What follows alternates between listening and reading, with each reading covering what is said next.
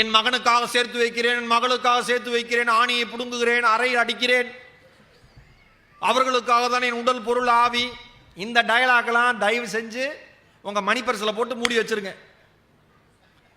நீங்க உயிரோடு இருக்கிற வரைக்கும் நீங்க என்ஜாய் பண்ணுங்க. மிச்சம் இருந்ததுன்னா அடுத்த தலைமுறை கொடுத்துட்டு போங்க. அடுத்த தலைமுறையை வாழ வைக்கிறதுக்கான வழியை சொல்லிட்டு போகணும். அடுத்த தலைமுறைக்கு சோம்பேறித்தனத்தை சொல்லி தந்துட்டு போகக்கூடாது. சோம்பேறித்தனத்தை சொல்லி தந்துட்டு போகக்கூடாது. கொடுப்பதை பத்தி கேட்கிறப்ப கலீல் ஜிப்ரான் சொல்றாரு, உங்கள் உடைமைகள் எல்லாம் நாளைக்கு வேண்டுமே என்கிற அச்சத்தால் பாதுகாத்து வைத்திருப்பது தானே. உங்கள் உடைமைகள் எல்லாம் நாளைக்கு வேண்டுமே என்கிற அச்சத்தால் பாதுகாத்து வைத்திருப்பது தானே. அவர் சொல்றாரு நாளையா. ஒரு கேள்வி கேட்கிறாரு, நாளைங்கிறது என்ன? நாளையா? அதிக கவனத்தோடு அடையாளம் தெரியாத மணலில் இந்த உதாரணம் மாதிரி ஒரு கேவலமான நம்மளை சிறுமைப்படுத்துற உதாரணத்தை நான் பார்த்ததே இல்லை சார். நாளையா? அதிக கவனத்தோடு அடையாளம் தெரியாத மணலில் எலும்பை புதைத்து விட்டு பக்தர்களுடன் புனித யாத்திரைக்கு புறப்படும் நாய்க்கு அந்த நாளைய தினம் எதை கொண்டு வந்து சேர்க்கும்? ஒரு நாய் மணல்ல எலும்பை புதைச்சு வச்சுட்டு போயிருது. சத்தியமா எந்த இடத்துல புதைச்சு வச்சோன்னு அதுக்கு தெரியல. ஆனா அது என்ன நினைச்சிருக்கு? நாளைக்கு நான் சேர்த்து வச்சிருக்கேன்னு நினைச்சிருக்கு. இப்ப நாய் யாரு, எலும்பு யாருன்னு புரியுதா?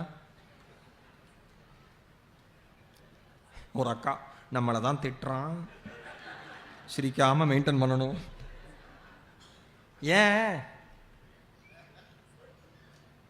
ஒரு புதுக்கவிதை எழுதுறான், கொடுக்கிறது எப்படி தெரியுமா இருக்கணும்? ஒரு பூ மலர்வதை போல சத்தம் இல்லாமல் கொடுங்கள். ஆஹா. ஒரு விளக்கொளி இருளினுடைய ஆதிக்கத்தை விழுங்குவது போல கொடுங்கள். அப்படி கொடுக்கணும். அது கொடுக்கறது அப்படி இருக்கணும். தேவைதான பயமே ஏற்படுது. தேவைதான பயமே. அவர் சொல்றாரு, தேவையால் வரும் பயம் என்பது என்ன? அருமையான ஸ்டேட்மெண்ட், மனசுக்குள்ள போட்டு வச்சுக்கோங்க. தேவையால் வரும் பயம் என்பது என்ன? கலீல் ஜிப்ரான் சொல்றாரு, தேவையே பயம்தான். கரெக்டு தானே? நாளைக்கு என் குழந்தைங்களுக்கு வேணும், நான் போயிட்டா என் பொண்டாட்டிக்கு வேணும், அவ இல்லைனா என் புருஷனுக்கு வேணும், என் தலைமுறைக்கு வேணும், என் பேரம்பேத்திங்களுக்கு வேணும்.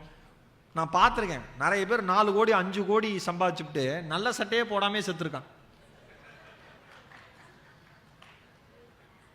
மார்க்கெட்டில் நின்னா 10 ரூபா போட்டு போயிடுவானுங்க. பாவம் வயசானவர் காசு இல்லாமல் இருக்காரு போல இருக்குன்னு 4 கோடி வச்சுக்கிறான் கேஷா அக்கௌண்ட்லேயே. எப்போ வேணால் ட்ராப் பண்ணலாம் செக்லீஃப் எடுத்து போட்டு. ஆனால் இப்படி இருப்பான். அதனால தான் சுயசி வையா சொல்லுவார், தரித்திரம் வேற தரித்திர புத்தி வேறம்பார். சில பேருக்கு என்ஜாய் பண்ணவே வராது, எதுனாலும் கணக்கு பார்ப்பான். பார்த்துறீங்களா? நீங்க கணக்கு பார்க்கறது ரொம்ப முக்கியம். அனாவசியமா செலவு பண்ணக்கூடாது. மகாத்மா காந்தி சொல்லியிருக்காரு, தேவையற்ற பொருளை நீ வாங்குவது உன் பணத்தை நீயே திருடுவதற்கு சமம் இருக்கார். அருமையான வாக்கியம், அது உண்மை. ஆனா தேவையான பொருளை கூட வாங்காம இருப்பான் சில பேர். பெருமையா சில பேர் சொல்லுவான், 25 வருஷம் சார் இந்த பைக் வாங்கியே, அந்த பைக் வெயிட்டிங் எப்படா உன்னை தள்ளலான்னு பெருமையா சொல்லுவாங்க. 25 வருஷம் அப்படி மெயின்டைன் பண்றேன். எப்படி சார் மெயின்டைன் பண்றீங்க? அங்கேயே இருக்கு. நீ எங்க எப்படி போற? ஷேர் ஆட்டோல போய் நிக்கிறேன் திருவள்ளூர்ல. அவங்க வீட்டு பொண்டாட்டிட்டு கேளுங்க, அந்த அம்மா சட்னி அரைக்கிறாது, அவனோட ஈகோ அரைக்கிறத நினைச்சு தக்காளி போட்டு ஏன் சத்தம் அதிகம் அப்படின்னு கணவர் கேட்கிறாருல, தம்பி நீ தான் காரணம். எதையுமே பண்ண பயங்கர அறிவுரை வேற. மனைவி உட்கார வச்சு, அந்த அம்மா ஒரு சினிமாவுக்கு போகணும்னு ஆசைப்படும், வெளியில ஹோட்டல்ல சாப்பிடணும்னு ஆசைப்படும். அந்த அம்மா நான் திருவள்ளூர் கலெக்டர் ஆஃபீஸ் பக்கத்தில் 1 ஏக்கர் இடம் வாங்கி நான் கேட்கும், உன் யோகத்தை அந்த அம்மாவுக்கு தெரியாது, நம்ம யோகத்தை தெரியாது. இவன் மசால் தோசைக்கே 4 கணக்கில் கணக்கு பார்ப்பான், அல்ப பைய, இவனா நமக்கு இடம் வாங்கி தர போறான்னு. சில பேர் அவன் பேர்ல பத்திரத்தை பதிஞ்சுக்குவான், ஒய்ஃப் பேர்ல பதிய மாட்டான். ஏன்? நாளைக்கு பிரச்சனை வந்துச்சுன்னா. வாழ்றப்பயே வாடா ஏண்டா, வாழ்றப்பயே இப்படிதான் ஆரம்பிப்பீங்களா? சில பேர் கல்யாணத்துக்கு மொய் கொடுப்பான். என் கல்யாணத்துக்கு ஒருத்தர் வந்து மொய் கொடுத்தாரு. எதுக்கு சார் ஃபார்மாலிட்டின்னு எல்லாரும் கேட்கறதானே சார், எதுக்கு சார் ஃபார்மாலிட்டிங்கிறேன்? மொய் கொடுக்குறான், கல்யாணம் தாலி கட்டி அப்பதான் முடிச்சிருக்கங்க ஐயா, 10 நிமிஷம் கூட ஆகல. அவன் சொல்றான், நாளைக்கு ஏதாவது ஒரு பிரச்சனைனா ஹெல்ப்பா இருக்கும். எது? 500 ரூபா.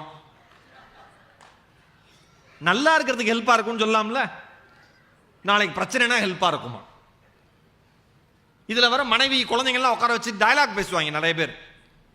சிக்கனமா இருக்கணும். அவன் பையன் யோசிக்கிறான், இதுக்கு மேலே எப்படா நாங்கள் இருக்கிறது? 2 ஜட்டி 2 வருஷமா போடுறேன், இதுக்கு மேலே நான்.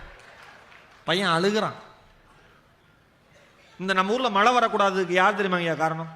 மழை வராதுக்கு யார் தெரியுமா சார் காரணம்? கஞ்சப்பயலுக்கு தான்.